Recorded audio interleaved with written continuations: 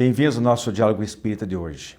Dizemos que errar é humano, e de fato, do ponto de vista espiritual, segundo a classificação contida no Livro dos Espíritos, somente os espíritos puros, porque são perfeitos, não cometem erros. Já na classificação dos diversos astros que povoam o universo, também na citada obra, consta que a Terra é um mundo de provas e expiações. Então cabe a pergunta: nós estamos aqui na Terra porque a Terra é um desses mundos de provas e expiações, ou a Terra apresenta essas características porque nós, espíritos ainda bastante imperfeitos, estamos habitando nela? É um pouco diferente. Do que concluímos a respeito depende as expectativas da transição da Terra dessa condição provacional e expiatória para um degrau acima, um mundo de regeneração. Nosso programa de hoje, além desses assuntos, tem o quadro Fonte Allan Kardec e as razões dos fatos, onde eu trarei a fazer uma abordagem para esclarecer alguns aspectos sobre as mensagens mediúnicas e livros que teriam previsto o aparecimento da pandemia da Covid-19 pelo coronavírus. Uma produção da Associação de Divulgadores Espiritistas do Paraná, Diálogo Espírita está no ar.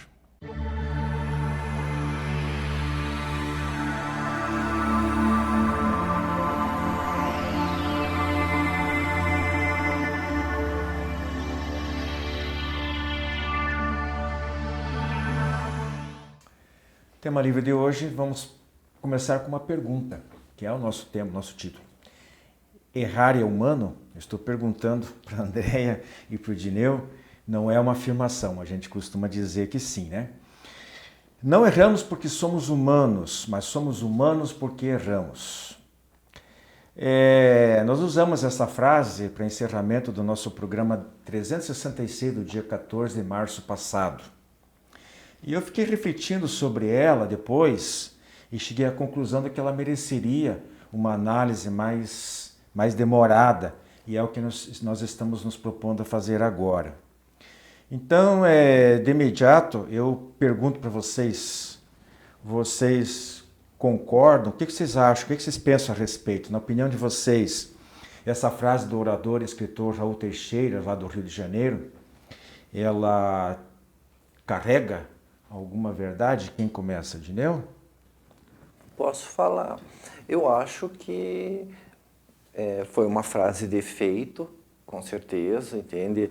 É algo que deve ter feito muito sentido no contexto em que foi proferido, mas eu faço uma análise assim um pouquinho diferente a respeito disso, a partir de uma questão muito específica, a questão número 793, do Livro dos Espíritos, em que lá se pergunta o que caracteriza uma civilização completa. E ali se faz uma espécie de distinção entre sociedade avançada e sociedade civilizada. Sociedade avançada é a que domina a tecnologia, é a que tem recursos vastos, né, como nós temos em tantos locais, ao passo que a civilização ela é atingida quando nós vencemos os nossos vícios e adquirimos condição de nos tratarmos fraternalmente como irmãos. Então, eu acho que nós estamos assim num processo de vencer a animalidade e nos tornarmos humanos, tá? Então, porque o egoísmo, muitas vezes, faz com que nós nos comportemos como animais selvagens. Se você for observar numa batida de rua, entende? Quando as pessoas estão nervosas, tal, levantam e gritam um com o outro, não lembram animais quando um quer se impor na matilha? Existem outras coisas. Numa festa de casamento, A hora que demora um pouco, libera o buffet, as pessoas levantam correndo para comer primeiro. Tipo, farinha pouca, meu pirão primeiro, tá? Então, é sempre o egoísmo. E isso beira, por exemplo, quando você atira milho para as galinhas, que todas vêm querendo comer, tá? Então, o egoísmo, para mim, ele traz muito da nossa animalidade, faz com que nós sejamos coléricos, com que nós gritemos, mesmo em família, mesmo com as pessoas de que gostamos. E eu acho, então, que esse nosso processo é um processo, nós estamos lutando para consolidar a humanidade em nós. E a faixa seguinte daí seria a angelitude. Tá? Que é o que o Raul Teixeira talvez tenha colocado, né? Ele diz assim, nós não erramos, porque a gente diz que errar é humano, né? Então eles olha, a gente não erra porque é humano, a gente ainda é humano porque continua errando, é isso? Mas essa passagem que o Dineu colocou aqui é interessante. Na opinião dele, nós estamos ainda caminhando para um estágio de humanidade plena. Então ainda estaria... Nós falamos no programa passado sobre transição planetária e tal, temos falado em algumas ocasiões, mundo de regeneração. Seria isso, André? Enquanto não passarmos, não tivermos esse upgrade aí, a gente não atinge o estado de angelitude que ele falou?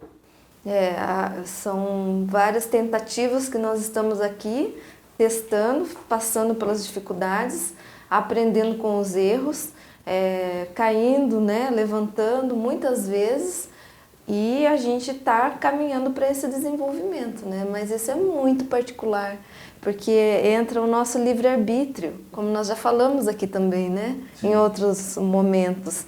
E quando a gente tenta entender um pouquinho pelo lado da psicologia, a gente vê assim, alguns transtornos, a pessoa tem uma rigidez de pensamento, mas uma rigidez que não cede, nem ela sabendo que se ela melhorar naquele aspecto, ela vai ter vantagens, por exemplo, de se sentir melhor, o corpo físico, a mente, vai dormir melhor, vai conseguir comer melhor, vai ter menos doença. Mesmo assim, ela não faz o esforço. Não sei se não consegue fazer ou se ali o pensamento está tão rígido que ela não entra naquele exercício, né? Então, como o Dineu falou, a gente viu isso há pouco, no começo da pandemia, quando sumiu o álcool gel, quando as pessoas foram para o mercado. Então, tipo, se eu levar esse monte de produto aqui, e o meu irmão, como que fica? Né? Então, nós somos seres complexos, né? Somos humanos, erramos, e também, porque somos humanos, a gente cai nessas armadilhas, e estamos aqui para treinar isso, né? Você colocou bem. Eu penso que quando a gente usa desse dito popular, que é errar humano, na verdade é uma acomodação, né? É dizer assim, bom, isso aí faz parte e eu não estou preocupado em mudar, eu vou continuar sendo assim, porque afinal de contas eu sou humano. Quer dizer, é a inércia, é aquela que você falou, a pessoa não tem vontade de mudar, né? Ela não tem interesse, por quais razões, ou por falta de maturidade espiritual, ou por preguiça, não aceita disciplinas, não aceita abrir mão de certas coisas, né? Ela prefere ali continuar naquela vidinha ali e não tem jeito. Então isso realmente, quando não, porque isso aí é a parte amena. O que você colocou é a parte amena. Agora o Dineu já colocou aquela parte mais forte, a força dos instintos, que nos retém mais ao reino animal do que ao próprio estágio de humanidade, né? Agora, além de tudo que vocês disseram aí, né? Eu penso que a gente poderia estender o raciocínio, não sei se vocês concordam, mais além. Então a gente veja o seguinte, fazendo agora uma outra colocação, um outro tipo de raciocínio, né? Nós não viemos e estamos aqui na Terra porque ele é um mundo de provas e expiações, mas ele é um mundo de provas e expiações porque nós estamos aqui. Conseguiu entender o que eu estou tentando colocar? Então não é a Terra que nos impinge uma condição de inferioridade, né? Mas é nós que somos espíritos imperfeitos e só merecemos reencarnar no mundo de provas e expiações por enquanto.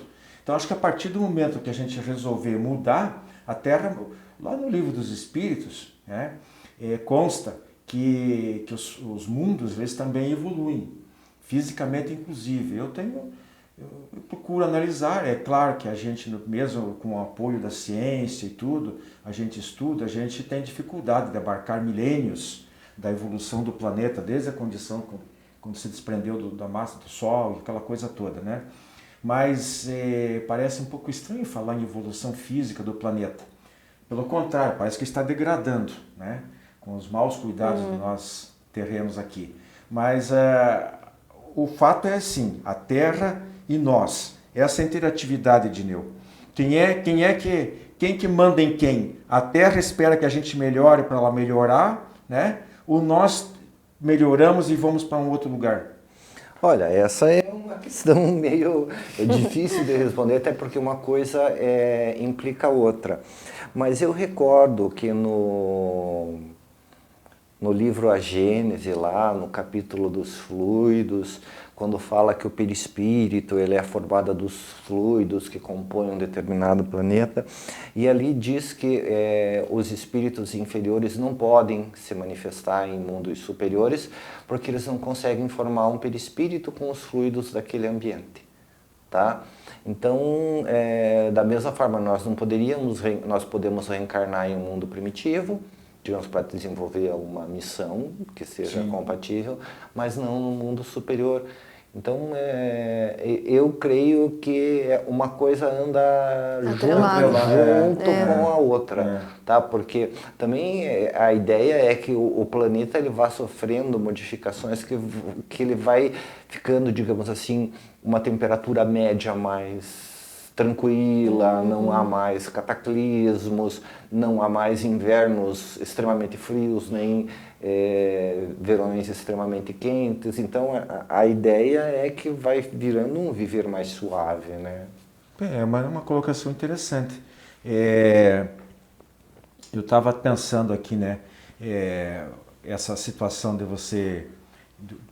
Porque tem muita gente, André, que fica sonhando até às vezes elas pensam que fazendo uma caridadezinha aqui e ali, ela vai, na próxima reencarnação, ela já vai para o mundo superior. Eu sempre digo que não, eu estou satisfeito aqui na Terra. Apesar de todos os problemas, o mundo é belo, é belíssimo. Tem uma natureza esplendorosa. Quem estraga somos nós, né? Não é isso?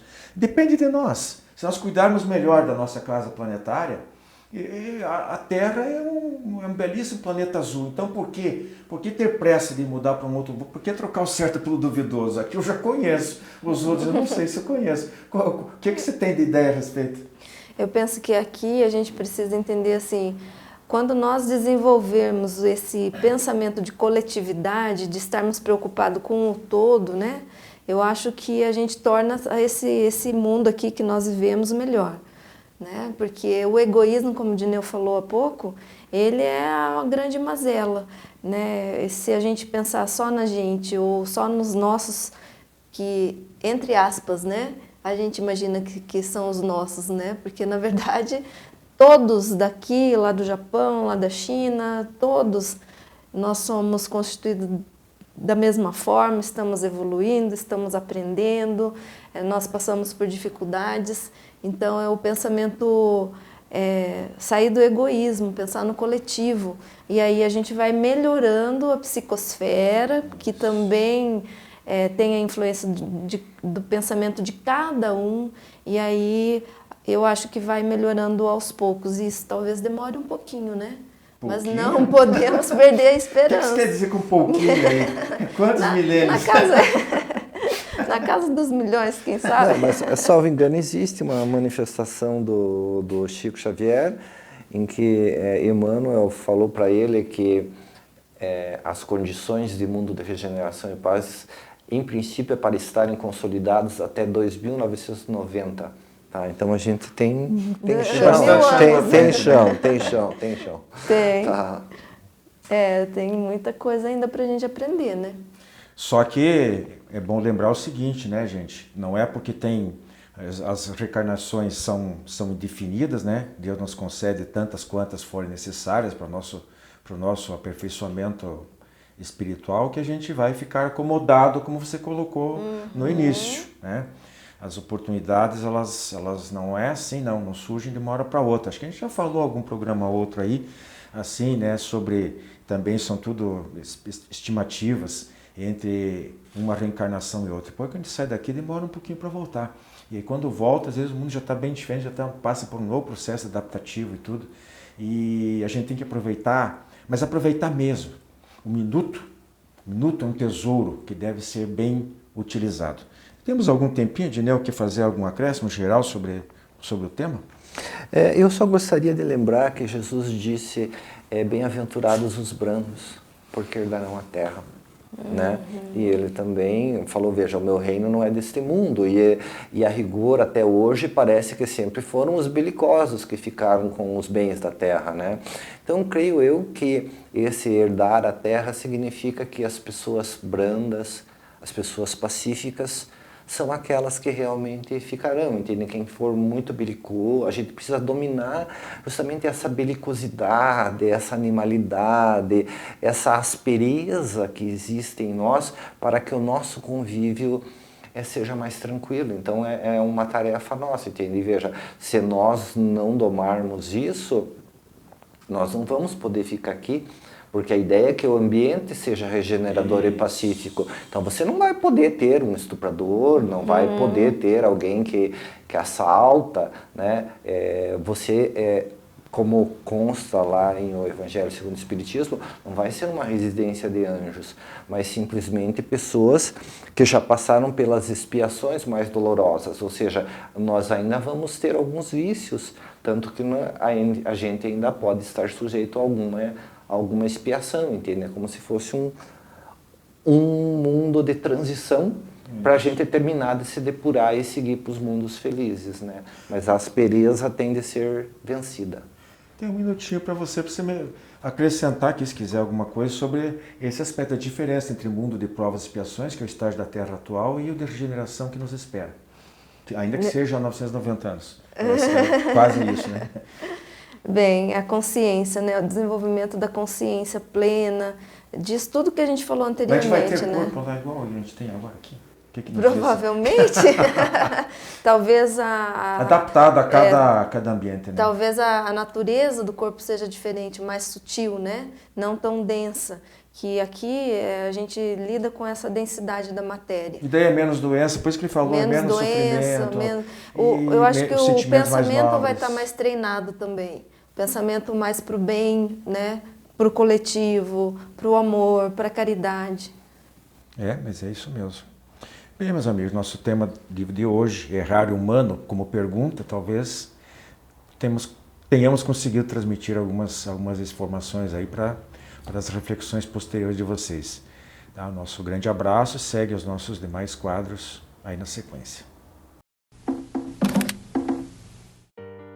Jornal Comunicação Espírita.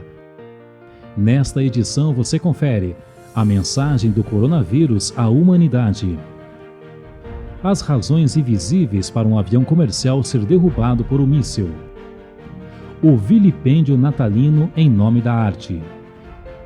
Presos inocentes seriam culpados impunes de outras vidas? Jornal Comunicação Espírita. Assine e recomende.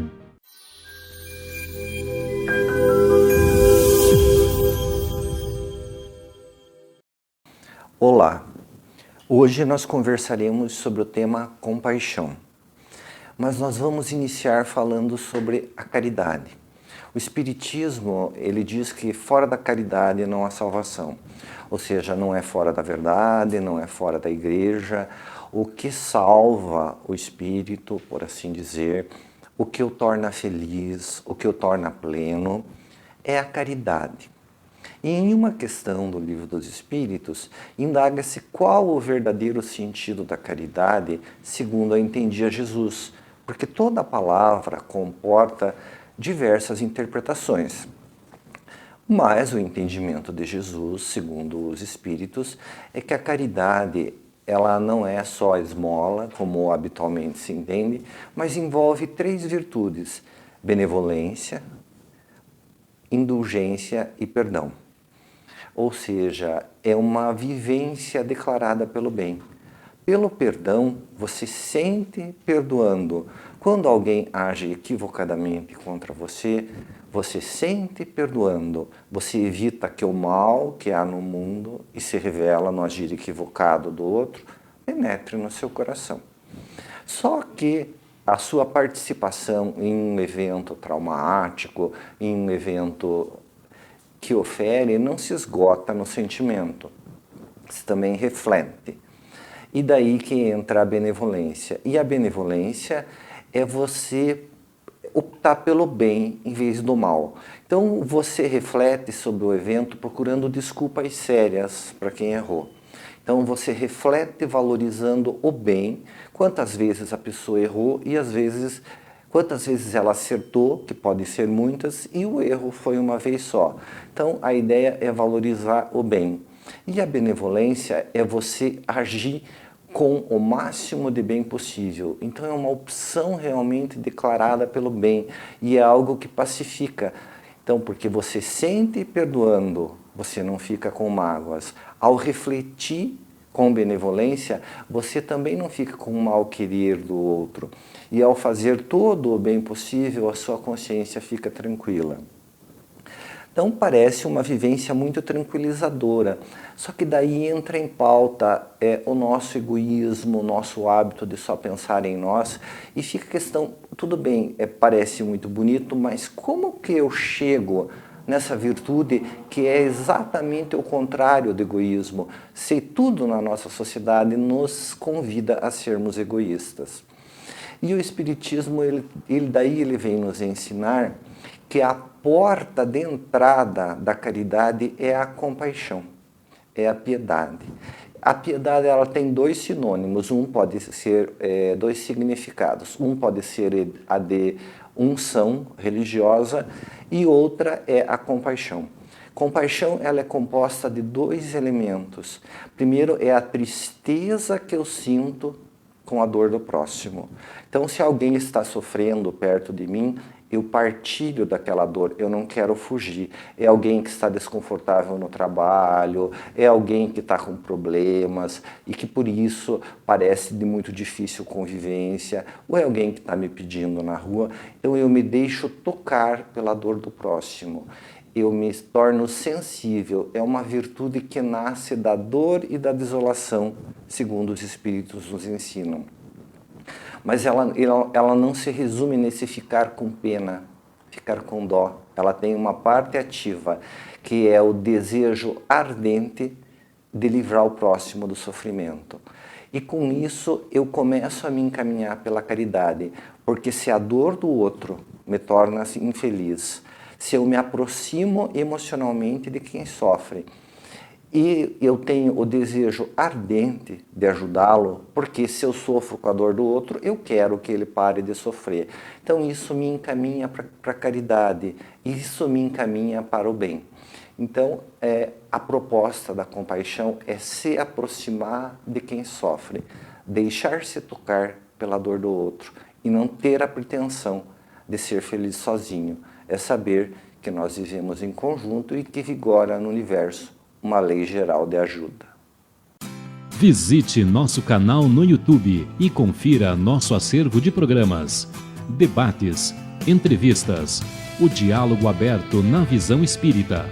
Programa Diálogo Espírita, ADEPR no YouTube.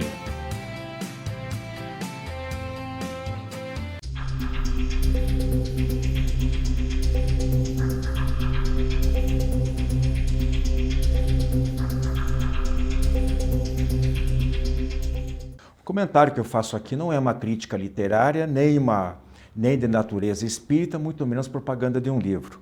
A minha contribuição é no sentido de esclarecimento e orientação de como certas coisas envolvendo a mediunidade, por exemplo, e os nomes ou o nome de algum vulto espírita deve ser recebido pelas pessoas. Então, explicando o fato, uma escritora, Melissa Tobias, esse é o nome dela, publicou um livro em 2014, um livro chamado Realidade de Madu. Segundo a autora, foram leitores deste livro que lhe chamaram a atenção para um trecho em que parece haver uma certa profecia referente à Covid-19 e ao coronavírus. Melissa conta em entrevista que certa vez teve um sonho e, ao transcrever esse sonho para o papel, sentiu que o texto fluía de uma maneira muito intensa e logo tinha mais de 100 páginas escritas. Mais adiante, ela diz que estava envolvida com misticismo e, sendo kardecista, tudo se juntou na obra. Disse também ter ouvido falar na transição planetária e uma previsão do médium Chico Xavier sobre o ano de 2019, que seria um marco divisório na evolução da humanidade. Finalmente afirma que não possui mediunidade e tudo isso resulta bem de dentro dela mesma, seria a origem da própria autora, ainda que com um propósito talvez indefinido.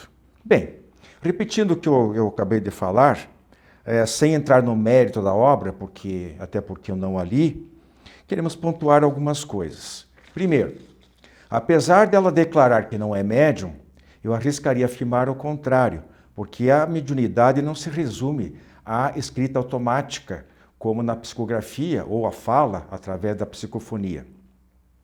A mediunidade pode despontar de outras formas, como a inspiração, a premonição, pressentimentos, intuições.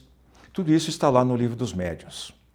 Ao admitir que escrever a história, o texto fluía com grande facilidade, é mais uma evidência disso que eu acabei de falar. Segundo, decorre disso o engano de muitas pessoas em negar a origem espiritual na criação artística, muitas vezes por orgulho, achando que tudo é genialidade e mérito próprios. Mas acho até que Melissa pensa assim mais por ignorar essas outras possibilidades mediúnicas que dispensam o transe, por exemplo, do que da falta de humildade em aceitar ou admitir a participação dos espíritos. Terceiro, realmente consta que Chico Xavier recebeu uma revelação espiritual de que a partir de julho de 1969, após o homem pisar pela primeira vez a Lua, nós teríamos uma moratória de 50 anos, vencida no ano passado, portanto, para evitarmos um conflito nuclear. E que, em alcançando esse êxito, a humanidade entraria num período de grande prosperidade na área da ciência, da comunicação, da medicina e em contato com outras civilizações. Mas o preço a ser pago, caso a humanidade fracassasse nesse desafio, seriam consequências profundas e imprevisíveis na necessidade da reorganização física, política e social do planeta, implicando um atraso de 1000 anos para a entrada do mundo na condição de mundo de regeneração. Daí que nós lemos e ouvimos opiniões e até mensagens psicografadas afirmando que a pandemia do coronavírus veio para evitar sofrimentos mais atrozes que seriam causados por uma nova guerra global. Não endossamos e nem desacreditamos tal afirmação, mas no conjunto de tudo que nós aprendemos dentro da doutrina espírita, achamos até que possa ser possível. E para finalizar, o livro da Melissa pode ser, de fato, uma antecipação, de alguma forma, aos fatos presentes, embora sem maiores consequências, nem como alerta, nem como prevenção. Simples trabalho artístico, resultante da parceria de um escritor encarnado e o auxílio inspirativo de outro ou outros espíritos desencarnados. Até a próxima semana.